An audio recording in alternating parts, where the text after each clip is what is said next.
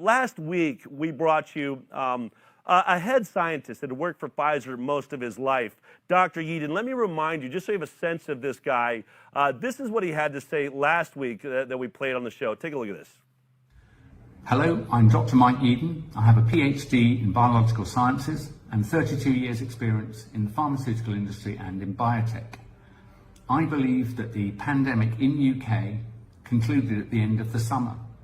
I think that because about 30% of us had prior immunity to the virus, and slightly over 30% more have become immune, having been infected and recovered. If that's true, then there are too few remaining susceptible people to support the kind of outbreak that we're told is now going on. So there's a problem. I think the PCR test at present is throwing up so many false positives that in fact we're misdiagnosing the cause of the deaths that are being reported. The number of deaths occurring at the moment is normal for the time of year. Okay, the reason why, I mean, obviously I was talking about our discussion last week, which was PCR tests. If you want to know how bad PCR tests and see signs like you're seeing right now, go back and watch last week's episode. But I bring him up, then he was saying exactly what we just showed you Alison Pollock was saying on the news earlier when they're locking down up there in the UK, that, you know, because of those lockdowns, they don't work. We can't be testing them because the tests don't work. But let's get back to our point right now. We now have Matt Hancock saying, I'm going to start delivering this to millions of people across the UK. This is the Secretary, essentially, of Health in the UK. Well, Dr. Yeadon has gone on, shall we say, a truth mission on Twitter. I'm going to read every tweet he's put out because this is really important. This is his rebuke of this plan to roll out this vaccine. Remember, this guy spent his life at Pfizer. Who's made this vaccine? Take a look at this.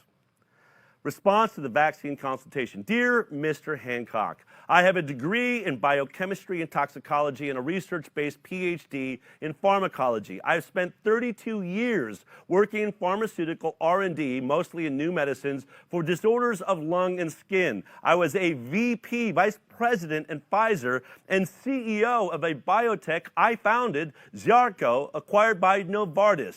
I'm knowledgeable about new medicine R&D, trust me. I have read the consultation document. I've rarely been as shocked and upset.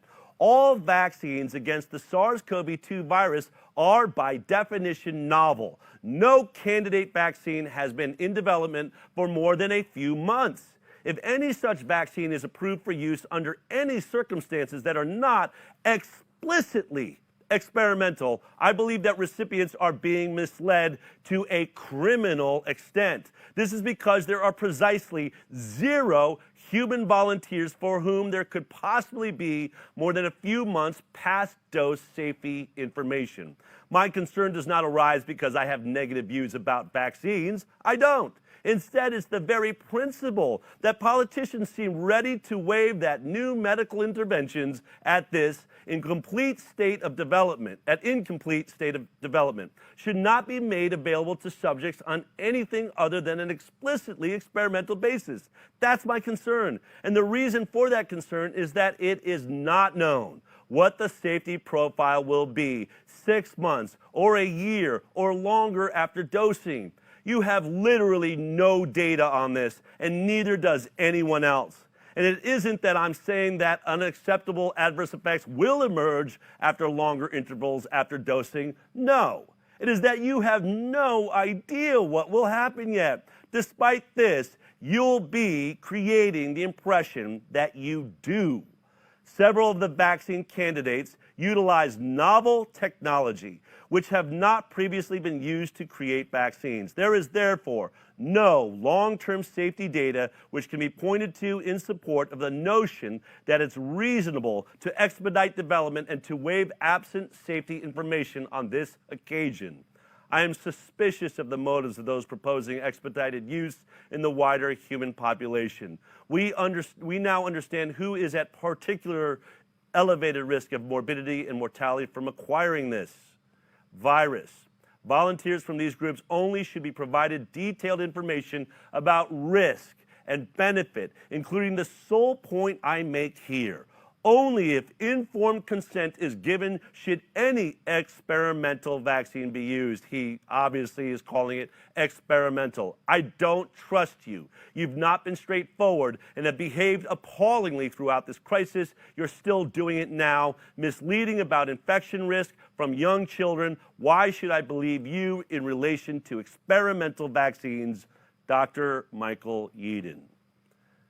That is what a real scientist and every real scientist should be shouting right now.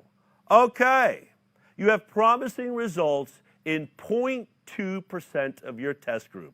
I'm sorry, science does not base decisions on 0.2% of what is an already very small test group at 43,000 people. Remember, there are millions of us, each one of our bodies being completely different than the next in so many different ways. There is no one-size-fits-all, and obviously you can't do a study that encompasses all of the issues that exist in humanity and our differences and diversities, but certainly you should wait till we find out what happens to the 43,000 you did choose. Okay? Let's wait a minute. And the truth is there was never a plan to wait for it. Actually, they plan on coming to final determinations based on only, I think it's 164 or so of people getting infected. They're going to make their final determinations from that. So you go ahead. If you want to line up for this vaccine, you go right ahead. If you feel like you can call an election based on 0.2% of the ballots coming in, then go right ahead and see what your world continues to look at. Let's see how healthy you remain when you let science do its work that way.